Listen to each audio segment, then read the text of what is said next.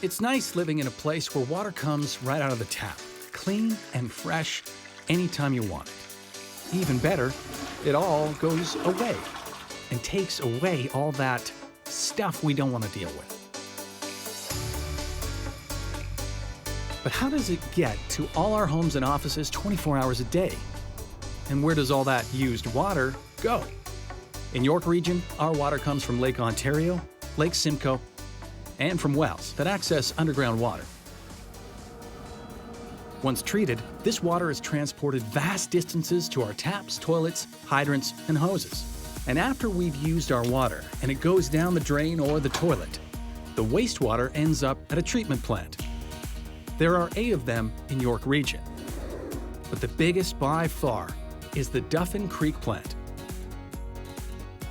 We move our drinking water and our used water with pumps and gravity.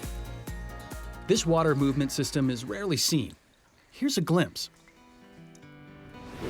Groundwater is pumped up through wells, treated, and then sent into the system. Some of this treated water goes right to people's taps. Some goes into a reservoir or an elevated tank.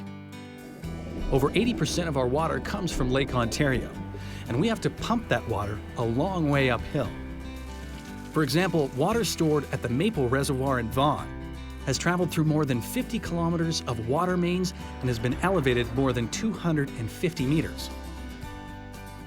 Reservoirs, where water is stored, are situated at strategic elevations across the region. Some are in the ground, some are elevated tanks, water towers.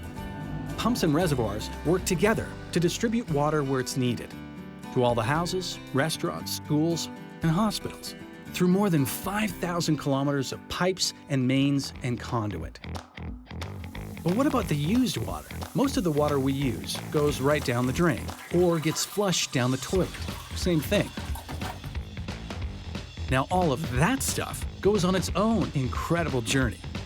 It gets sent to pumping stations, which send it to bigger pumping stations, like this one.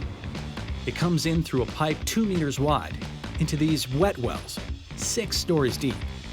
Surrounding these wet wells is a massive concrete room where huge pumps powered by giant motors pump all that used water straight up these 6 stories and out to a point where it can flow by gravity toward the colossal water recovery plant on the shore of Lake Ontario.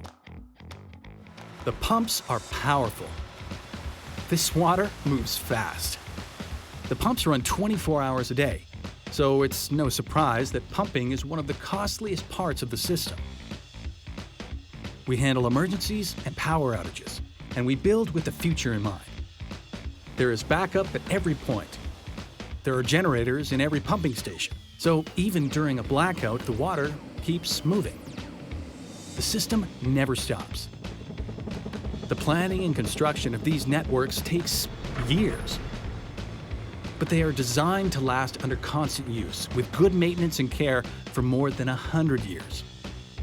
It's demanding work, and it's got to be done right. It's a system that's always under pressure, and we wouldn't have it any other way.